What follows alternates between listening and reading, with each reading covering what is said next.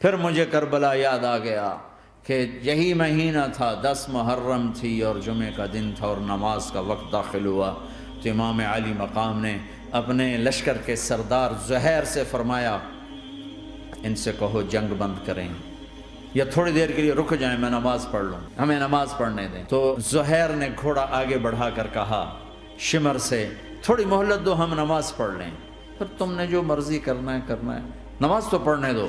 شمر نے کہا ہم نماز نہیں پڑھنے دیں گے۔ ایک اور کوفی کھڑا تھا، اس کا نام حسین بن نمیر، انہوں نے کہا تمہاری نماز ہوتی ہی نہیں۔ انہوں نے کہا لعنت ہے تم پر، جس گھر کی طفیل نماز ملی ان کی نہیں ہوتی۔ پھر انہوں نے واپس آ کر عرض کی حضور وہ نماز پڑھنے کے لیے جنگ نہیں روکیں گے۔ کہا اچھا پھر ہم نماز تو نہیں چھوڑ سکتے۔ میرے رب کی قسم اگر حسین نماز نہ پڑھتے تو انہیں کوئی فرق نہ پڑتا، لیکن ایک فرق پڑتا کہ پھر پیغام ادھورا جاتا، میسج ادھورا جاتا، اور میسج یہ دینا تھا کہ زیر خنجر بھی یہ پیغام سنایا ہم نے کہ ہم نے تلوار کی دھاروں کے نیچے بھی سر جھکانا ہے، اور ہم نے تڑپتے جسموں کے ساتھ بھی سجدہ کرنا ہے، اور ہم نے زخمی جسموں کے ساتھ بھی اللہ کے سامنے رکوع کرنا ہے، اور ہم نے خون آلود جسموں کے ساتھ بھی رب کے سامنے کھڑے ہو کے آنے والی نسلوں کو پیغام دینا ہے کہ نماز وہ ہے جسے اس وقت میں بھی نہیں چھوڑا جا سکتا، تاکہ کوئی یہ کہہ نہ سکے میں کیسے پڑھتا، میری جاب تھی میں کیسے پڑھتا، میری آنکھ نہیں کھلتی میں کیسے پڑھتا، میری عادت نہیں۔ اللہ کی قسم یہ جنتی نہیں تھے، جنت کے سردار تھے، صرف جنتی نہیں تھے، جنت کے سردار تھے، صرف جنتی نہیں جنت کے سردار۔ اور یہ سرداری کب ملی؟ محنت کے بعد نہیں، پہلے ہی ابھی ماں کا دودھ نہیں چھوٹا تھا کہ میرے نبی نے فرمایا حسن حسین جنت کے نوجوانوں کے سردار ہیں، اور ایسا پیار تھا کہ دونوں کو عرب سردار بچہ اٹھانا اپنی ذلت سمجھتے تھے، بچے نہیں اٹھاتے تھے، سب کے سامنے پیار نہیں کرتے تھے، لیکن آپ حسن حسین کو یہاں اٹھاتے، پھر یہاں ہی نہیں اٹھاتے تھے، یہاں کندھوں پہ بٹھاتے، یہاں۔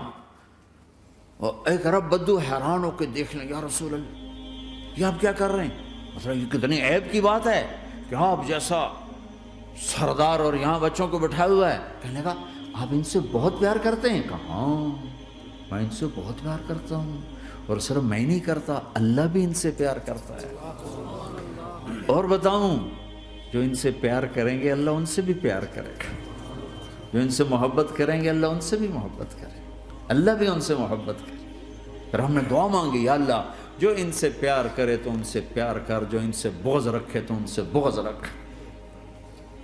حضرت حسن سر سے لے کر کمر تک اللہ کے نبی کی 100% کاپی تھی، چہرہ یہ آدھا حصہ اوپر والا نبی کے مشابہ، یہاں سے نیچے پاؤں تک علی کے مشابہ، باپ کے مشابہ۔ حسین اس کا الٹ، سر سے لے کر کمر تک علی کے مشابہ، کمر سے لے کر پاؤں تک اللہ کے نبی کے مشابہ۔ اس مشابہت پر ہمارے نبی کہا کرتے تھے حسن میرا بیٹا ہے، حسین علی کا بیٹا ہے۔ ہائے ہائے کیا کیا لاڈ لڈائے اور کیا لوگوں نے کر دیا ان کے ساتھ۔ نماز جیسے عظیم عمل میں، نماز جیسے آپ رکوع میں ہوتے تو حسن آ کر نہ پاؤں میں گھس جاتے تھے، یہاں سے نکلتے ادھر، یہاں سے نکلتے یوں۔ سجدے میں جاتے تو کمر پہ بیٹھ جاتے تھے، فرض نماز کا سجدہ۔ تو ایک دفعہ پہلی دفعہ جب یہ قصہ ہوا تو آپ نے سجدہ لمبا کر دیا، بچے کے اتارا نہیں، اٹھے نہیں، سجدہ لمبا کر دیا۔ پچھلے پریشان ہو گئے کہ اتنا لمبا سجدہ کہیں آپ فوت تو نہیں ہو گئے۔ تو جو پہلی صف میں تھے نا انہوں نے یوں کر کے دیکھا، چکر کی وہ دیکھا تو حسن کمر پہ چڑھے ہوئے، تو قریب ایک آدمی نے آگے ہاتھ بڑھا کے کھینچنا چاہا، تو آپ نے یہاں سے دیکھا ہاتھ آ رہا ہے، تو آپ نے اپنے ہاتھ سے یوں اشارہ، نماز میں یوں اشارہ کیا کہ میرے بچوں کو نہ چڑھو۔ جب حسن خود اترے پھر آپ سجدے سے اٹھے۔ کبھی حسین چڑھ جاتے تھے، کبھی حسن چڑھ، دونوں ہی چڑھتے تھے۔ یہ سر حسن کے بعد کبھی یہ کبھی وہ، کبھی یہ کبھی وہ۔ اور آپ حسن کو جب چھوٹے تھے زیادہ حسن، تو آپ حسن کو یوں زبان دکھاتے، اتنا بڑا عظیم نبی کیا ہو رہا ہے، تو وہ زبان، آپ کی زبان بڑی سرخ خوبصورت، تو وہ بچہ سمجھتا شاید یہ کوئی کھانے کی چیز ہے، تو آگے یوں ہاتھ مارتے، پکڑنے کے لیے ہاتھ مارتا، پھر وہ بیٹھ جاتے، پھر آپ کہتے یہ میرا نبی گھر کی زندگی بتا رہا ہے. اور تمہیں تو بچوں کے پاس بیٹھنے کا وقت ہی کوئی نہیں. بیگم بھی کم جاب پہ جا رہی, خامد بھی جاب پہ جا رہا, پیچھے بچے ڈرگ بیچنے پہ لگے. اب تم کس کام کے ہو؟ کیا کرو گے اس دولت کو؟ جب نہیں ڈرگ بیچو, گستاخ ہو گیا, بدتمیز ہو گیا, تو اس دھن دولت کو آگ لگا دو جا کے. آپ اپنے بچوں کو ٹائم دو, اپنے بچوں کو ٹائم دو. عورت کا کام کمانا نہیں ہے, عورت کا کام نسل کو بنانا ہے.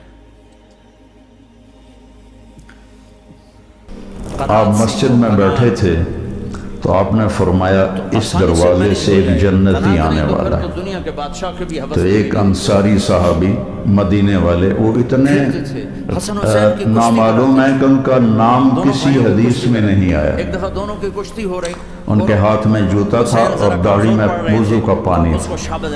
وہ آ کے بیٹھ گئے, کسی نے بتایا بھی نہیں کہ تیرے بارے میں اللہ کے نبی نے یہ کہا. اگلے دن آپ اسی مجلس میں تھے تو آپ نے فرمایا اس دروازے سے ایک جنتی آ رہا ہے. تو وہی صحابی جو کل آئے تھے اور اسی شکل میں, جوتا ہاتھ میں, داڑھی کا وضو کے پانی سے وہ پانی, لیکن ایک سبق وہ آ کے بیٹھ گئے. تیسرے دن آپ نے فرمایا اس دروازے سے ایک جنتی آ رہا ہے, پھر وہی صحابی. تو اس مجلس میں ایک صحابی ہیں جو 3 دن سے بیٹھ رہے تھے, ان کا نام ہے عبداللہ بن عامر. تو جتنے صحابہ میرے نبی کے تھے 1.5 لاکھ یا 2 لاکھ, کوئی کسی نے گنے تو ہے نہیں, اندازہ ہی ہے.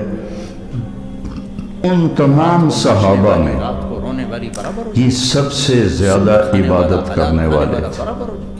ان سے زیادہ کوئی عبادت والا نہیں تھا. ساری رات تہجد پڑھتے تھے, سارا دن روزہ رکھتے تھے, اور 24 گھنٹے میں ایک قرآن ختم کرتے تھے. یہ کسی میں طاقت نہیں. ان کے باپ نے شادی کی تو بیگم سے کہنے لگے میں 2 نفل پڑھ لوں, اور نماز کی نیت باندھی اور چل سو چل. کئی گھنٹے گزر گئے تو اس کی بیگم نے کہا اس کو تو لگتا ہے میرا خیال ہی کوئی نہیں. اس نے بھی وضو کیا اور اس نے بھی پیچھے نماز کی نیت باندھ لی.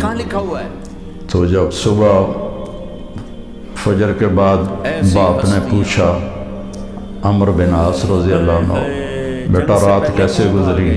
کہا یہ الحمدللہ نفلوں میں گزری. ہوتی رات ستیا ناس ہو, میں نے تیری شادی اس لیے کی تھی کہ تیری رات نفلوں میں گزرا.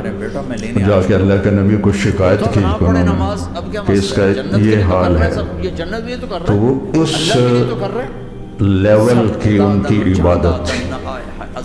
تو ان کو خیال آیا یہ مجھ سے زیادہ عبادت کرتا ہے. 24 گھنٹے تو سارے میں نے فل کیے ہوئے ہیں, تو اس کے 25 گھنٹے میں دیکھوں گا وہ کیا کرتا ہے. تو اگلے دن وہ ان کے پاس چلے گئے.